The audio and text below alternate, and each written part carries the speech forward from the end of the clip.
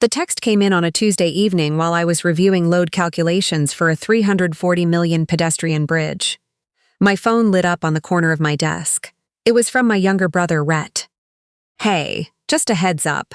Fallon doesn't really want you at Dad's birthday dinner Saturday. She says you make things awkward. Maybe sit this one out, okay?" I read it twice. Then a second notification appeared. My mom had reacted to something in the family group chat with a laughing emoji. My dad had put a thumbs up.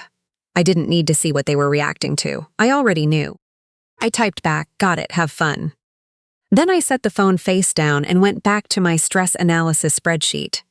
I had a presentation to the city of Portland in 48 hours. I didn't have time to fall apart in my office on a Tuesday. But I want to tell you what that text actually meant. Not just the words, the whole history underneath them. Because you can't understand why I eventually did what I did, unless you understand the 30 years that came before it. My name is Arden Walsh. I'm 30 years old. I grew up in Gresham, Oregon, in a house where loud was normal, where being competitive and charming and fun was the currency everyone traded in. My brother Rhett is 2 years younger than me. He played varsity soccer. He had the kind of laugh that made strangers feel like they'd known him their whole lives. My parents thought he hung the moon. I was the quiet one. The one who took apart the toaster to see how the heating element worked, then put it back together before anyone noticed. In 8th grade, I won a regional math competition. I came home to find my mom in the middle of planning Rhett's soccer banquet and my dad watching game highlights on his laptop. I held up my second-place ribbon. My dad said, "That's great, sweetheart," without looking up. That was my life. I got a full scholarship to Oregon State. Structural engineering. My parents told people I was going into construction. When I graduated and got my professional engineering license, my mom said, "Oh, like a buildings inspector?" I stopped correcting them after a while. It wasn't worth the energy. What they didn't know, what I never told anyone in my family, was what my job actually looked like. I was a director at Carlisle Vance Engineering, a firm that handled public infrastructure projects across the Pacific Northwest. I managed a team of 22 engineers. My name was on the environmental impact study for a major bridge retrofit. My signature was on a City Hall seismic upgrade. I had a corner office on the 14th floor of the U.S. Bancorp Tower with a view of the Willamette River that still made me catch my breath some mornings. My family thought I drew blueprints for small contractors. I let them think that, because I was afraid that if they knew the truth about my income, they would only love me for what I could give them. I wanted them to love me for something real. Then there was the other secret. 3 years ago, Rhett had called me crying. He'd just lost his apartment lease because his roommate bailed. He had no credit history, no savings, no cosigner. He was 27 and couldn't qualify for so much as a studio apartment on his own. My parents were stretched thin. Dad had been laid off twice in 4 years. Mom was working part-time at a dental office. They had nothing to give. I had been saving quietly for years, living below my means. I owned a modest condo downtown, paid off. I had money in accounts my family didn't know existed, and I made a decision that was either the most loving thing I'd ever done or the most naive, depending on how you look at it now. I bought a duplex on Birchwood Lane in Northeast Portland. 3 bedrooms, 2 baths, a small yard with an oak tree in the back. I bought it under an LLC I'd set up 2 years earlier, Walsh Property Holdings. I told Rhett I knew a property management company looking for a responsible long-term tenant. Low rent, just cover utilities. Keep the place in good shape. He cried again. He said, "You're the best, Ard. I mean it." I paid the property taxes every year. I paid the insurance. I paid for the new water heater when the old one failed. I paid for the fence repair after a windstorm knocked it down. I was the landlord. Rhett didn't know. He married Fallon Mercer 8 months ago. I had met her exactly 4 times before the wedding. She was 29, originally from Scottsdale, and she had an opinion about everything and a warmth about nothing. At the rehearsal dinner, she told me, with a smile that never quite reached her eyes, "Rhett says you work in engineering. That's so practical. Good for you." She said it the way people say "bless your heart" in the South. At the wedding, she introduced me to her friends as Rhett's sister. She works for the city. I smiled and sipped my water and said nothing. I should have paid more attention to the things she didn't say. After Rhett's text about the birthday dinner, I went home, poured a glass of Willamette Valley Pinot, and sat on my balcony. The city was lit up below me. The bridges strung with lights over the river. I thought about calling my mom. I thought about asking if anyone was going to say something. I didn't call. I already knew the answer. I went to bed. I had a bridge to present. The following Saturday, the day of the birthday dinner I hadn't been invited to, I was in my office catching up on project documentation when my assistant Gail buzzed me. "Ms. Walsh, there are 2 people at reception asking to speak with whoever handles the firm's investment decisions. The woman says her name is Fallon. The man says he's your brother." I sat very still for a moment. "Send them up," I said. I didn't stand when they walked in. I stayed behind my desk, with my hands folded over the bridge specs, and I watched the door. Fallon came in first. She was wearing a wrap dress and carrying a glossy folder, the kind people buy specifically for pitch meetings. She looked around my office the way visitors look at a museum exhibit they weren't expecting. Slowly recalibrating the river view, the framed engineering certifications on the wall, the scale model of the bridge retrofit sitting on the credenza behind me. Rhett followed her in. He looked at the nameplate on my desk, then at the wall where my name was stenciled in frosted letters on the glass partition. Arden Walsh, P.E., Director of Structural Engineering. He looked at me. His face did something I'd never seen it do before. "Arden," he said, you work here, like in this office?" "I run the structural division," I said. "Sit down." Fallon recovered faster than Rhett. She always did. She pulled out the chair across from me without being invited, and set her folder on my desk with a neat little confidence I found impressive. In the way you find a shark impressive, the folder said Mercer Home Concepts. Investment Prospectus. "Well," she said, smiling, "this is actually even better. Family helping family, right?" I looked at the folder. "What is this?" "My business. Home staging and interior consulting. The Portland market is strong right now, and I have the eye for it. I need seed capital, equipment, a studio space, marketing." She gestured around the office. "The numbers are all in there." I opened it. The ask was on the second page in bold, $150,000 seed investment, 8% equity share. "When did you put this together?" I asked. "Over the last few months.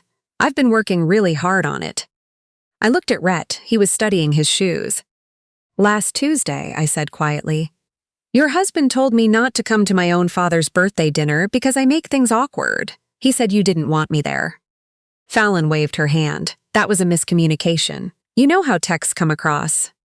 You want $150,000. It's an investment. You'll see returns within 18 months. I closed the folder and slid it back across the desk. "No." She blinked. "Excuse me?" "No, I'm not investing, and I'd like you both to leave." What happened next happened fast. Fallon's smile disappeared. She said I was being petty, that Rhett was drowning in debt, that family showed up for each other. Rhett sat there and said nothing, which told me more about him than anything he could have said. I pressed the intercom and asked Gail to have someone from security escort my guests out. Fallon knocked the folder off my desk on her way to the door. Rhett looked at me once, something shifting in his face. Guilt, maybe, or just embarrassments. And then he walked out without a word. I sat in the quiet for a few minutes. Then I picked the folder up off the floor, dropped it in the recycling bin, and went back to work. I thought it was over. I was naive. That night, just after 9, my phone buzzed with an alert from my bank. A home equity line of credit application had been submitted against a property listed under my name. The address was Wood Lane. The amount requested, $210,000. I went cold.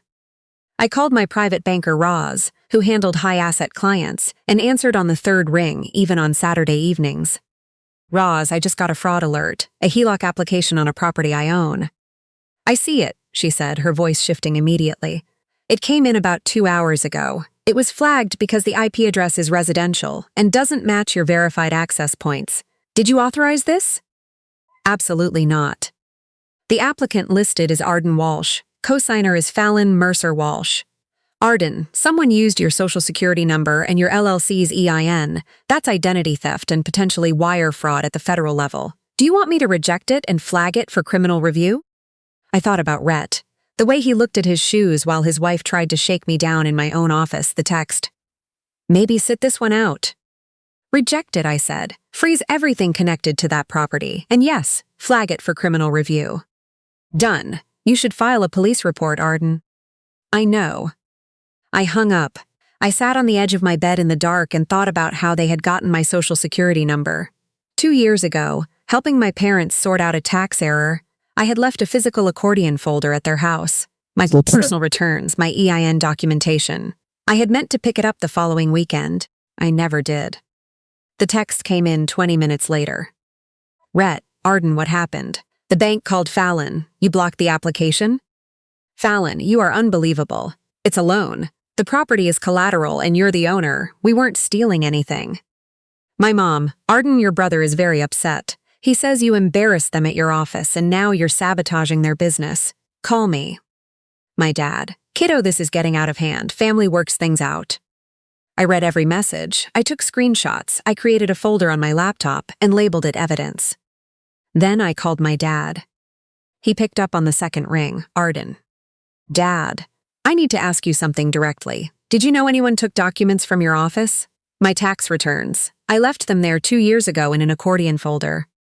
A pause. I noticed the folder was moved. A few months back. I didn't say anything because I didn't want to start a thing. I closed my eyes. Dad, Fallon used my social security number to apply for a $210,000 loan tonight. That is a federal crime. Silence. Then, very quietly, I have to tell you something. I've had worries about Fallon for a while. 6 weeks ago, I hired a private investigator. I've been sitting on the report because I didn't know what to do with it. I sat up. What did it say? I'll bring it to you. Tonight. He showed up 40 minutes later with a manila envelope. He handed it to me at my door. He looked older than I remembered and tired in a way that had nothing to do with the hour. He didn't come inside. I'm sorry I didn't show you sooner, he said. I kept hoping I was wrong about her. He left. I sat at my kitchen table and opened the envelope. The report was 37 pages. The investigator was a former insurance fraud examiner out of Salem, and he had done thorough work. Fallon Mercer Walsh had 2 prior financial fraud incidents in Arizona. The first involved a man named Beckett Crane, a former boyfriend she had been with for 2 years. She had opened 3 credit cards in his name over the course of their relationship, maxed all of them, $64,000 total. And when he discovered the accounts, she had accused him of emotional abuse and relocated to Oregon. Beckett had spent 2 years fighting collections. He lost his car. He couch-surfed for 8 months. The second incident was a disputed insurance claim on a vehicle she reported stolen. The claim was paid. The car turned up registered under a different name in Nevada. The insurer filed civil suit. She settled. Then I came to the section on Rhett's current financials. Fallon had opened 2 credit cards in his name without his knowledge. Both maxed out, $38,000 total. A personal loan in his name for $22,000, possibly without his awareness. His credit score had dropped 47 points in 8 months. And 3 weeks ago, Fallon had requested quotes on a $500,000 term life insurance policy on Rhett's life, with herself listed as sole beneficiary. I put the report down and looked at the wall for a while. Then I found the contact information for Beckett Crane, currently employed at a commercial painting company in Bend, Oregon. I called the number. It rang 5 times. Yeah. Is this Beckett Crane? Depends who's asking. My name is Arden Walsh. My brother is married to Fallon Mercer. A long silence then. How bad is it? Getting there, I said. I could use your help. What kind of help? The kind where you show up to a family dinner and tell the truth. He was quiet for a moment, then when? My father's birthday dinner, the one I hadn't been invited to. I'll cover your gas and hotel, I said. You just have to be there. Another pause. Send me the address. I spent the week preparing carefully. Monday morning I filed the police report. The detective who took my statement, a patient woman named Ortega who handled financial crimes, told me they'd open a formal investigation and that I should not warn Fallon or Rhett in advance. I didn't. I also met with my attorney and formally issued the eviction notice through Walsh Property Holdings. 30 days. The lease agreement included a clause for criminal activity on the premises, which my attorney confirmed applied directly to what had occurred. Then Saturday came. I picked Beckett up at his hotel in Gresham at 6 in the evening. He was quieter in person than on the phone, a contained kind of quiet, like someone who had learned to measure his words after spending too many of them on a person who never listened. In the car, he flipped through the PI report without speaking. Once he tapped the page about the life insurance inquiry and said, "She tried something like that with me too. Different angle, same play." Then he put it down and looked out the window. We drove to my parents' house. Cars filled the driveway. My aunt's minivan, a couple of cousins' vehicles, Rhett's truck, and a car I didn't recognize. My mom had invited Fallon's college friend as a buffer. It didn't help. I had a key. I'd had one since I was 12. Rhett was in the kitchen getting a beer when I walked in. He saw me and his face went through 3 expressions in about 2 seconds. Surprise, relief, then wariness. "Arden," he said, "you weren't." "I know I wasn't invited," I said. "Come to the living room. Dad needs to hear some things." Fallon was in the living room showing my mom something on her phone when I walked in. She looked up. Then she saw Beckett standing behind me. The phone dropped into her lap. She didn't say his name. She just stared at him with the expression of someone watching a wall come down. "Hello, Fallon," Beckett said. My mom looked between them. "Who is this?" "His name is Beckett Crane," I said. I set the PI report on the coffee table. He was in a relationship with Fallon from 2019 to 2021. During that time, she opened $64,000 in credit card debt in his name without his knowledge or consent. He found out when the collection calls started. I looked at my mom. He lost his car. He spent months couch surfing while she relocated to Oregon and started over. Fallon moved toward the table. I stepped between her and it. "Don't." My dad walked in from the hallway. He looked at the room, looked at me, and gave one small nod. That nod cost him something. I understood that. I kept going. I read from the report clearly, without editorializing. The 2 credit cards opened in Rhett's name without his knowledge. The $22,000 personal loan. The 47-point drop in his credit score over 8 months. And then the life insurance inquiry. A $500,000 policy on Rhett, sole beneficiary Fallon Mercer Walsh, requested 3 weeks ago. Rhett sat down on the arm of the sofa in the middle of that last part. By the time I finished, he had his head in his hands. She also attempted to take out a $210,000 home equity loan using my Social Security number, I said. Without my knowledge or consent. That application was filed last Saturday. I've filed a police report. There is an active criminal investigation. Fallon found her voice. "This is a setup. She has been trying to destroy our marriage since the beginning. She's jealous of Rhett, of us, of anyone who has something real. She lives alone in her little office tower, and she cannot stand that we are happy." My aunt, my mom's older sister, who had always been blunt in the way I loved, looked at Fallon and said, "She works in a tower downtown. What exactly would she be jealous of, honey?"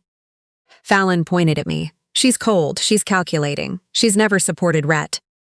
"I bought the house you've been living in for 3 years," I said. The room went quiet. Rhett lifted his head.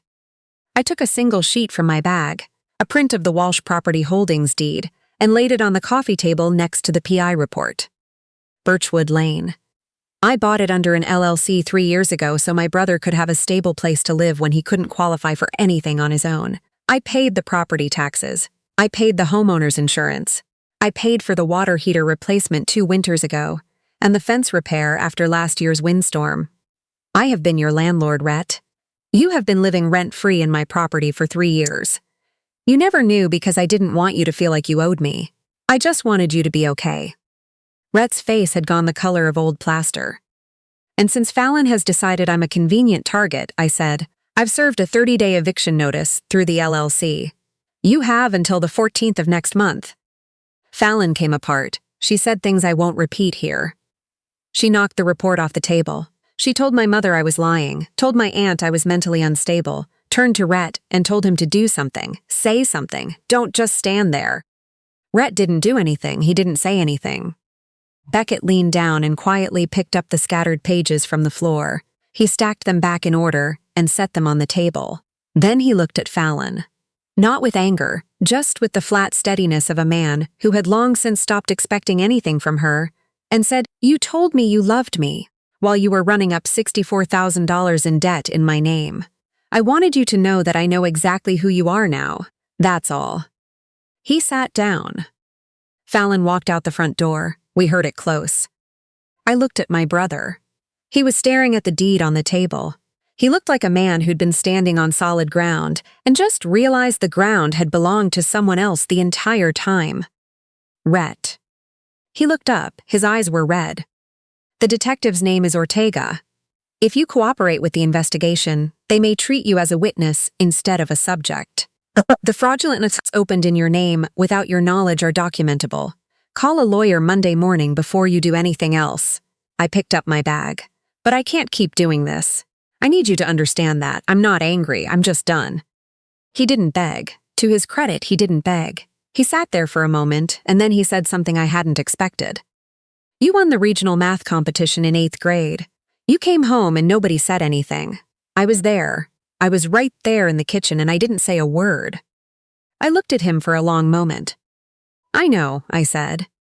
I said goodnight to my dad. I hugged my aunt. I thanked Beckett for the 3-hour drive. I didn't say anything to my mom. She was sitting very still on the couch with her hands in her lap, looking at nothing. I hoped she was thinking about something useful. I didn't stay to find out. The investigation moved efficiently, as financial crimes cases go when the paper trail is clean. Fallon was charged with identity theft, wire fraud, and credit fraud. Oregon state charges, plus potential federal exposure from the loan application, which crossed federally insured banking lines. Her attorney negotiated hard. The Beckett-Crane case gave prosecutors a documented pattern of behavior, and they used it. She accepted a plea deal, felony fraud conviction, 30 months of probation, $90,000 in restitution split between Beckett and me. No prison time. I thought that was too lenient. It wasn't my call. Rhett filed for divorce 6 weeks after the birthday dinner. His attorney helped him dispute the fraudulent accounts she had opened in his name. Some of the debt was discharged in the civil proceeding. His credit will take years to recover.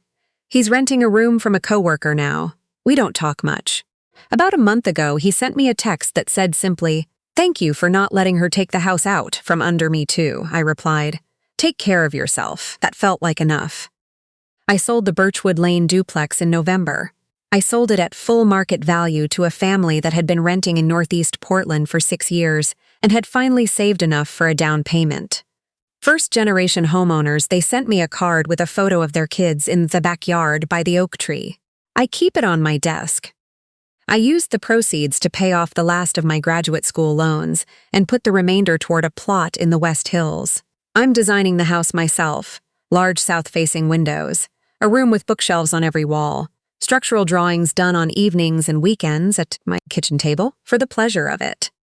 My dad calls me once a week now. We talk about the projects I'm working on, about the bridges and the buildings that carry my name on their permits. He asks real questions and listens to the answers. He told me last month, out of nowhere, mid-sentence, that he was proud of me. He just said it. No occasion, no preamble. I didn't know what to do with it for a second. Then I said, "Thanks, Dad." And we kept talking. My mom and I are working on it. It's slow. That's okay. I still have the second-place ribbon from the 8th grade math competition. Not framed, not displayed. Tucked in the back of my desk drawer under a stack of engineering certifications. Sometimes I take it out and look at it. Not because it still hurts. Because it reminds me that I was already who I was going to be at 13 years old, in a kitchen where nobody was looking. The structures I build outlast the opinions of the people who didn't believe I could build them. That's not revenge. That's just how load-bearing things work.